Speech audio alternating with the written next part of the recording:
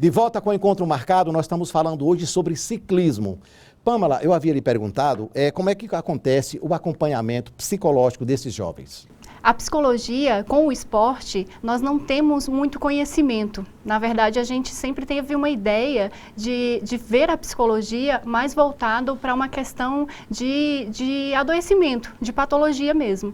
E hoje a psicologia ela vem ganhando um novo espaço, que é nessa área esportiva, na prática de uma atividade física, na prática de uma modalidade esportiva. Dentro do ciclismo, nesse projeto específico que nós estamos desenvolvendo, o trabalho psicológico, o acompanhamento, ele é voltado pensando, na verdade, numa orientação, visto que esses adolescentes estão em um processo de desenvolvimento, estão em uma fase de descobertas, de uma nova identificação, na verdade, em busca de se identificar com algumas práticas e escolher também profissões, escolher grupos, Então, assim, na verdade é uma fase em que eles estão se descobrindo e o nosso papel é de orientar, de mostrar possibilidades, de auxiliar nesse processo, mostrando para eles que através do esporte, através da prática do ciclismo, eles podem conseguir isso com uma maior facilidade.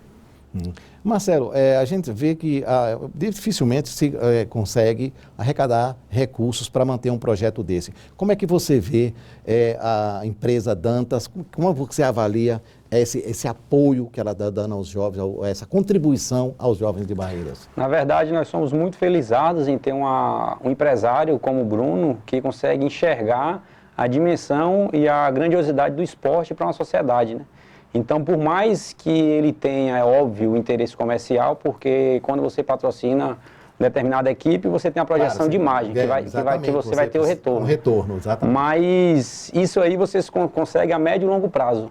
Então, inicialmente, de fato, o interesse dele é oferecer algo para a sociedade, algo para a comunidade.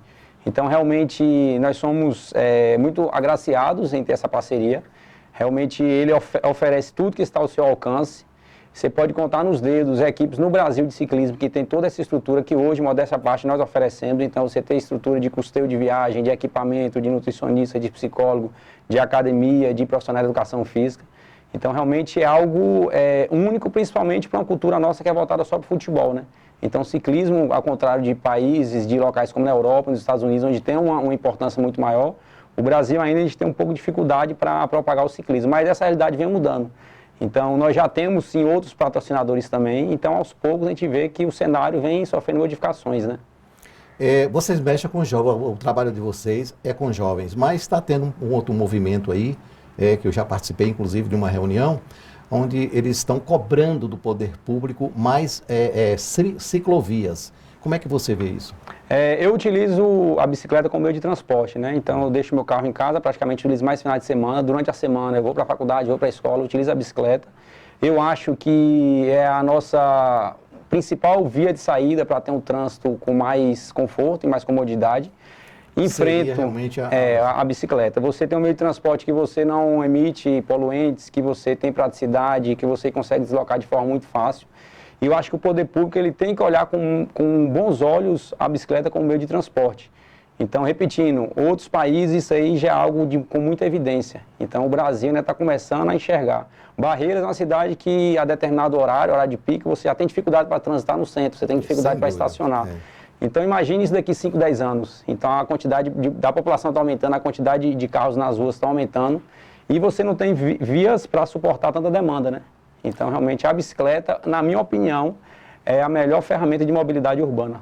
E ainda existe, eu acredito, que uma questão, ainda que nós temos uma cultura muito presente de um preconceito de utilizar a bicicleta, como um meio de transporte. Existem campanhas aí para que haja mais respeito, tanto do motorista como da bicicleta, Não necessariamente você deve ter uma bicicleta para competir, para ser algo a nível profissional. A bicicleta pode ser um meio de transporte, pode ser um meio de lazer, um meio em que você utiliza realmente para uma melhor qualidade de vida também. Então, assim, a gente pode pensar na bicicleta como ter inúmeros benefícios, não somente a nível de competição ou a nível profissional, como muitas vezes a gente imagina. E o motorista, quando ele enxergar um ciclista na rua, ele tem que imaginar que ali é um carro a menos que está transitando, né? Então, o que eu vejo hoje, o pior, Mas né? eu acho que falta campanha, não é, Marcelo? Exatamente. Eu acho que o pior não é nem educativa, para que realmente as pessoas se conscientizam disso. Nós temos as limitações das ciclofaixas, tudo bem, tem a questão estrutural, mas a educação do motorista é o que eu vejo o que é mais, assim, impactante. Então, às vezes, se o motorista puder te fechar, ele fecha. Então, ele não enxerga o ciclista, parece que não é um ser humano que está em cima da bicicleta. Então, já tomei várias fechadas, já estou um pouco acostumado. Graças a Deus, nenhum acidente. E a gente vê vários acidentes aí. Isso, né? Mas tem que ter muito cuidado, porque, de fato, falta essa educação, né? Pamela, no seu acompanhamento a esses jovens, quando você detecta alguma coisa, qual o procedimento? Certo. A princípio, esse acompanhamento ele é feito de forma coletiva, né? Grupal mesmo, com toda a equipe. Claro que a gente tem momentos individuais com cada um, porque é importante que a gente conheça um pouco da história desse adolescente, né? Que a gente tenha um pouco mais de proximidade com questões individuais, particulares. Mas o acompanhamento principal, ele é feito de forma coletiva, com assuntos, com temáticas, né? Que estejam ali, que sejam importantes e necessárias para o desenvolvimento do grupo. Então, se é identificado alguma necessidade de um acompanhamento mais específico, esse adolescente ele vai ser encaminhado, né? Porque eu não faço esse trabalho específico clínico, né? Caso haja uma necessidade mais específica. Você é psicóloga clínica? Também, exato. Mas atualmente, né, tô focada nessa questão da psicologia esportiva, com formação em psicologia esportiva. Marcelo, você que está envolvido nesse projeto, quais os seus planos? O que você pretende esse ano mais modificar no projeto, ou expandir o projeto? Fala um pouco do projeto. A nossa ideia é tentar oferecer mais oportunidades para mais jovens. Nós hoje temos 5 adolescentes, né? Mas se a gente conseguisse ter 8, 10, com certeza seria algo bem interessante para a gente. Temos interesse também em participar de competições de grande visibilidade, então competições a nível estadual, nível nacional, mas sabemos que tudo isso aí exige despesa, exige custo.